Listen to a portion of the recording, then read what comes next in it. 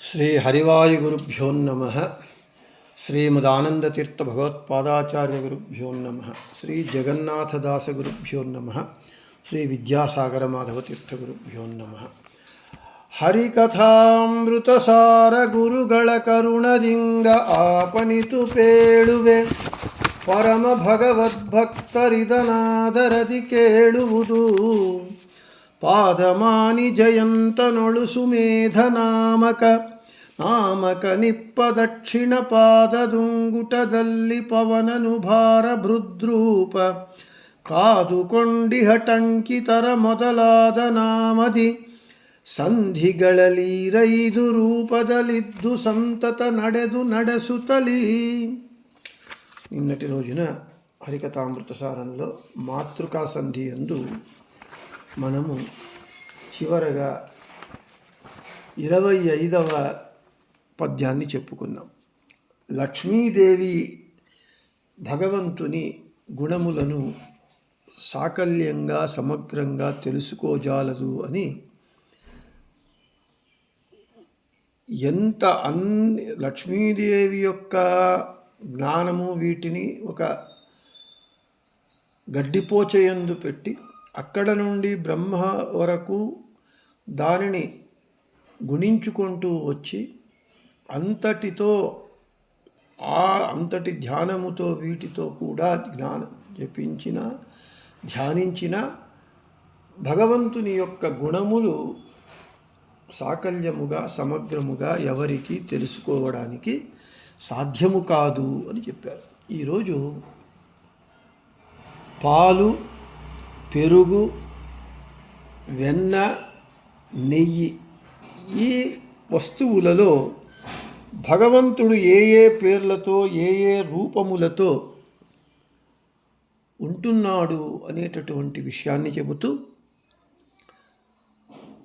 మనకు పాలు, పెరుగు, వెన్న, నెయ్యి ఈ వస్తువులందు ఆ భగవద్రూపములను ధ్యానించాలి, ఉపాసన చేయాలి అని 26వ పద్యంలో చెబుతున్నారు. క్షీరదధి నవనీత ఘృతదొಳು సౌరభ రసాహ్వయనెనిసి ಶಾಂತಿರಮಣ ಜ್ಞಾನ ಕ್ರಿಯೇಚ್ಛಾಶಕ್ತಿ ಎಂದೆಂಬ ಈರೆರಡು ನಾಮದಲ್ಲಿ ಕರೆಸುವ ಭಾರತೀ ವಾಗ್ದೇವಿ ವಾಯು ಸರೋರುಹಾಸನರಲ್ಲಿ ನೆಲಸಿಹರೆಲ್ಲ ಕಾಲದಲ್ಲಿ. పదచ్ఛేదం. క్షీర, దధి, నవనీత, ఘృతదొಳು, సౌరభ, రసాహ్వయను ఎనిసి, శాంతిరమణ జ్ఞాన ಕ್ರಿಯಾ ಇಚ್ಛ ಶಕ್ತಿ ಎಂದು ಎಂಬ ಈರೆರಡು ನಾಮದಲ್ಲಿ ಕರೆಸುವ ಭಾರತೀ ವಾಗ್ದೇವಿ ವಾಯು ಸರೋರುಹಾಸನರಲ್ಲಿ ನೆಲಸಿಹರು ಎಲ್ಲ ಕಾಲದಲ್ಲಿ, ನೆಲಸಿಹರೆಲ್ಲ ಕಾಲದಲ್ಲಿ.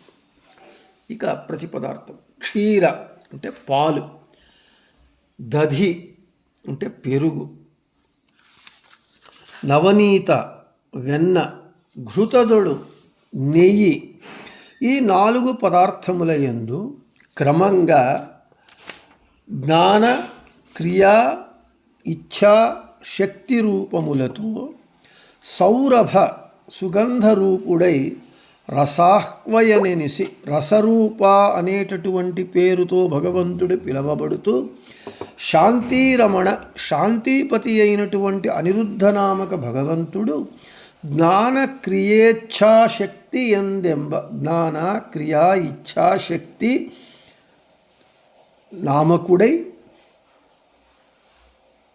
ఈరెరడు నామదలి అంటే ఇప్పుడు చెప్పినటువంటి ఈరెరడు అంటే 2x2 జ్ఞాన, క్రియా, ఇచ్ఛాశక్తి అనేటటువంటి నామములతో వాచ్యుడై, భారతీదేవి యందు జ్ఞాననామకుడై, వాగ్దేవి అభిమాని దేవత అయినటువంటి సరస్వతీదేవి యందు ఇచ్ఛానామకుడై, వాయుదేవుల వారి యందు క్రియానామకుడై, సరోరుహాసనలి అంటే కమలపీఠములో ఉన్నటువంటి బ్రహ్మదేవుని యందు శక్తినామకుడై ఎల్లకాలದಲ್ಲಿ అన్ని కాలములందు నెలసిహ భగవంతుడు అక్కడ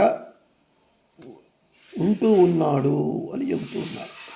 ఇక తాత్పర్యం, పాలు యందు జ్ఞానరూపముతో, పెరుగు యందు క్రియారూపముతో, వెన్న యందు ఇచ్ఛారూపముతో, నెయ్యి యందు శక్తి రూపముతో, ఈ 4 పదార్థములందు ఈ 4 రూపములతో సుగంధరూపుడై రస అనేటటువంటి రసరూపుడై ఆ పేరుతో పిలువబడుతూ శాంతిపతి అయినటువంటి అనిరుద్ధ రూపి భగవంతుడు జ్ఞాన క్రియా ఇచ్ఛా శక్తి అనేటటువంటి ఈ 4 పేర్లతో పిలువబడుతూ భారతీదేవి యందు జ్ఞాననామకుడై, వాగ్దేవి యందు ఇచ్ఛానామకుడై, వాయువునందు క్రియానామకుడై, బ్రహ్మయందు శక్తినామకుడై అన్ని కాలములందు అక్కడ ఆ పదార్థములందు ఈ పేర్లతో ఆయా దేవతల యందు భగవంతుడు ఉన్నాడు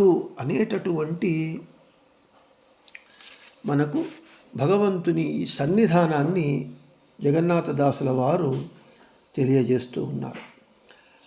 మనకు ఈ పాలు, పెరుగు, వెన్న, నెయ్యి ఈ 4 మనకు పవిత్రమైనటువంటి పదార్థాలు. మొదట మనకు మూలం ఎక్కడ? పాలు. ఈ పాలు ఎక్కడ నుండి వస్తుంది? పవిత్రమైనటువంటి గోవు నుండి వస్తుంది. గోవు పాలనిస్తే పాలను మనము కాచి తోడబెట్టినప్పుడు అది పెరుగవుతుంది. పెరుగును మనము బాగా చిలికినప్పుడు కవ్వముతో వెన్న వస్తుంది. వెన్నను బాగా మనం కాచినప్పుడు నెయ్యి వస్తుంది. ఈ 4 పవిత్రమైనటువంటి పదార్థములు మంచి మనకు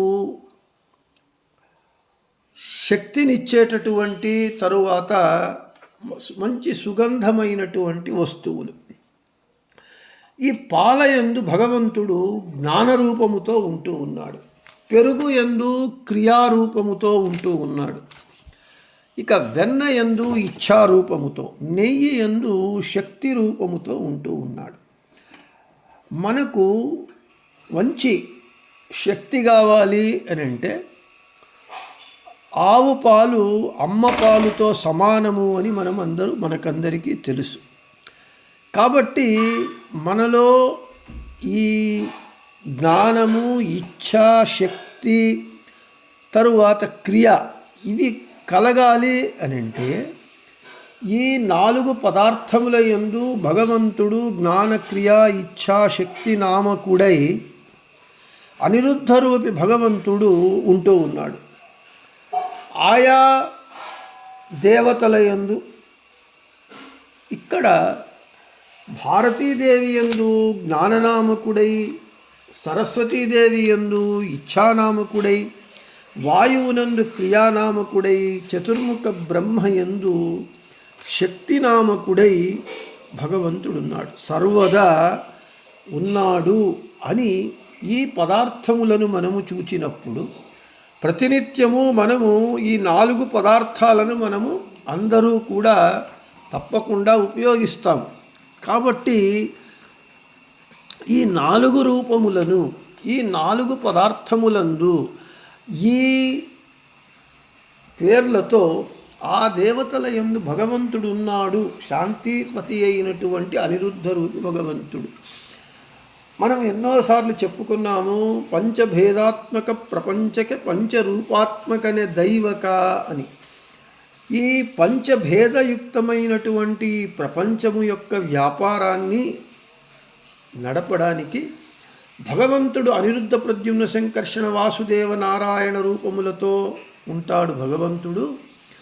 భగవంతుడు అనిరుద్ధ రూపి రూపాన్ని దాల్చినప్పుడు మనకు లక్ష్మీదేవి ఆమె శాంతినామకురాలవుతుంది. వాసుదేవ రూపాన్ని దాల్చినప్పుడు మాయానామకురాలవుతుంది. ప్రద్యుమ్న రూపాన్ని దాల్చినప్పుడు కృతీనామకురాలవుతుంది. నారాయణ రూపంలో లక్ష్మి అవుతుంది. సంకర్షణ రూపాన్ని దాల్చినప్పుడు జయానామకురాలవుతుంది. ఈ విధంగా మనకు అనిరుద్ధ రూపి భగవంతుడు ఈ 4 పేర్లతో ఈ దేవతల యందు భగవంతుడు ఉన్నాడు అనేటటువంటి అనుసంధానముతో ఈ 4 పదార్థములను మనము స్వీకరించినప్పుడు మనకు ఆ 4 జ్ఞానం కావాలి, మనకు క్రియా రూపం కావాలి, క్రియ కావాలి, ఇచ్ఛ కావాలి, శక్తి కావాలి. ఈ 4 మనకు ఆ అనిరుద్ధ రూపి భగవంతుని దయ వల్ల మనకు భారతీదేవి, సరస్వతీదేవి, వాయుదేవుల వారు, చతుర్ముఖ బ్రహ్మ ద్వారా భగవంతుడు మనకు అనుగ్రహిస్తాడు అని చెప్పిన చోట ఈ పద్యాన్ని ముగించి ఇక రేపు భగవంతుడు దేవతలలో అందరి ఎన్ని అష్టవసువులు, అశ్విని దేవతలు, వీళ్ళ అందరి 90 మంది దేవతల యందు భగవంతుడు ఉన్నాడు, సన్నిహితుడై ఉన్నాడు అనేటటువంటి విషయాన్ని రేపు 27వ పద్యంలో చెప్పుకుందామని చెబుతూ శ్రీకృష్ణార్పణమస్తు, మధ్యేశార్పణమస్తు. అందరికీ శుభమస్తు.